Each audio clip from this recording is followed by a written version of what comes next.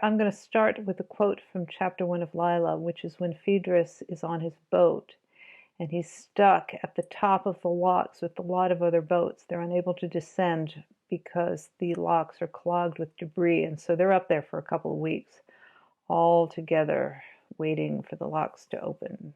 Suddenly a space was created in everyone's lives. An unexpected gap of time had opened up.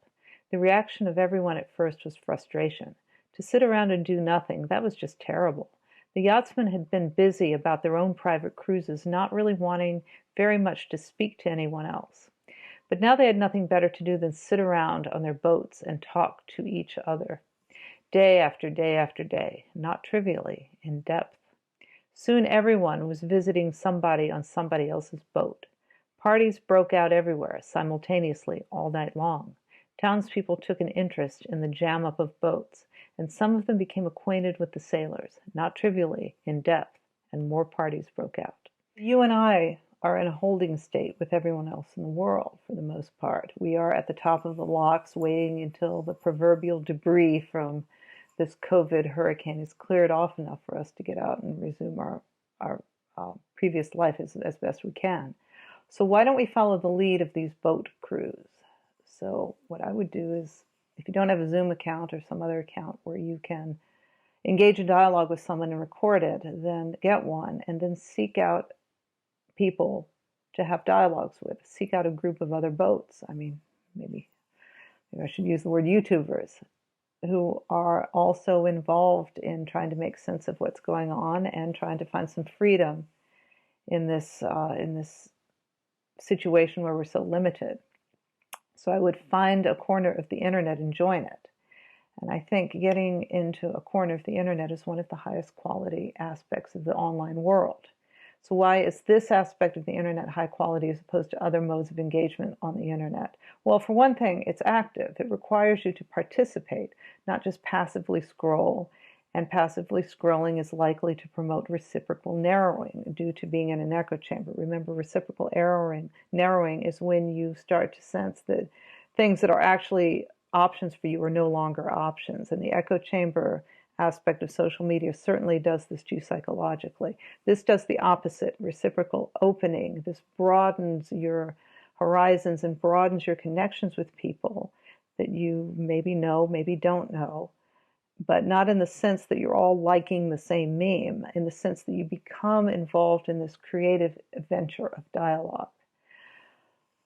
So what we're trying to achieve all the time in terms of living a quality existence is that dynamic relationship between your ability to, between that quality that you're invariably going to detect and how you manifest it as a static pattern of value. Whatever comes from the pre-intellectual awareness of quality becomes a pattern of value. It can be high quality or low quality. So you want it to be high quality. Now, obviously, your ability to detect quality can be subverted off track to something superficial and shiny, something stylish on the surface, but it has no substance.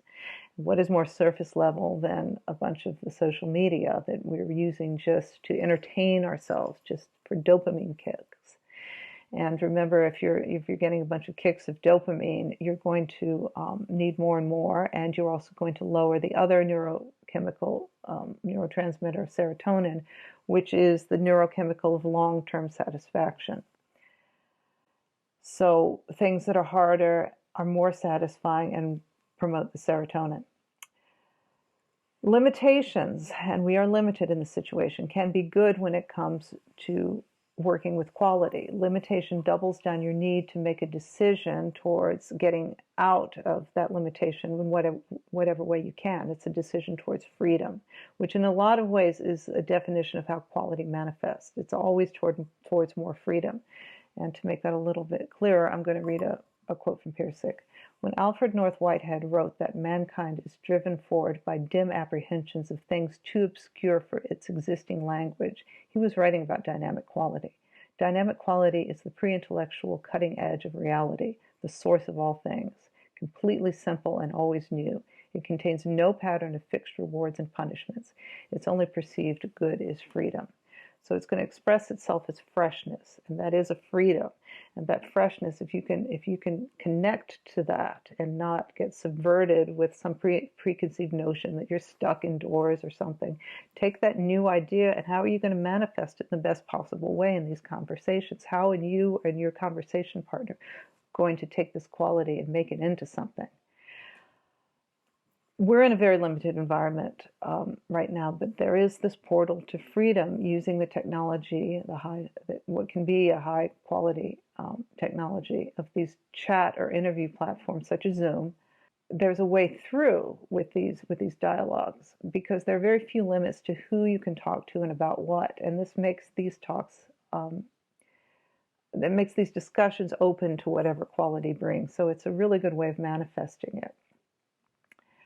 So what I would do is reach out to people and engage in online discussions. So what people do you ask? Well, maybe people you haven't spoken to in a while, or maybe people who you would like to open up conversations with, or people you admire and maybe don't know, but you would like to speak to, other YouTubers who maybe are kind of famous even, or authors you admire, or any other public figure, for example.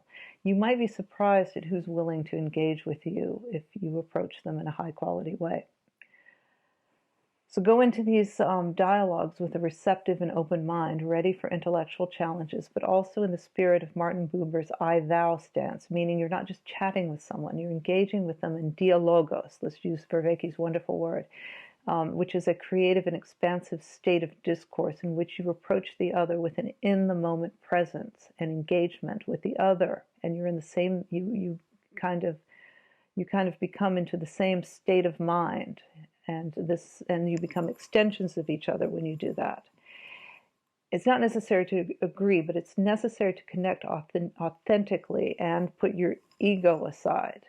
That, in fact, is the key to the I-thou relationship. If you can do that without the trap of ego, then you can delight in the quality unfolding between the two of you as you speak, with no barriers. So what I would do is record and post these dialogues, because if you know it's going to be broadcasted, you're more motivated to convey your ideas well, with quality. You're sort of involved in expressing quality, expressing the quality that emerges with rhetoric. And you will be like those sophists who valued arete in speech, which is, of course, excellence. So I encourage you to take the space of time that is opened up and do something that is exactly the sort of thing you might tell yourself you don't have time to do because right now it's not an excuse. Okay, the second thing I want to mention is an article I read, and I will put a link below. A lot of you are quarantined with your spouse or your partner, and this isolation for so many weeks at a time can start to feel like that play. Remember that we had to read Sartre's No Exit? There is a prediction that anyone who's thinking of divorce, this feeling is going to be consolidated and accelerated by the compression of this spending so much time together. I also read a devastating report that domestic violence reports are up by 24% in London. I'll include a link to that.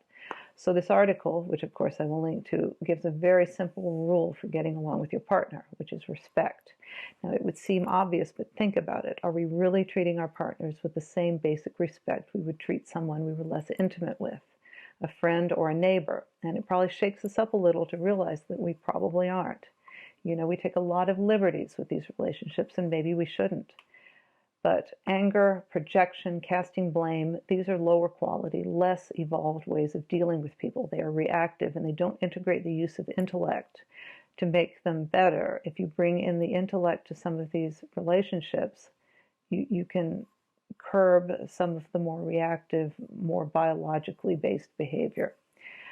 A higher quality way to ask yourself is, and this is in the article, is what I am doing or saying respectful? So respect for others is a high quality social pattern of value, and to keep this question at the forefront of your mind is to avoid those ego traps that prevent you from a quality relationship.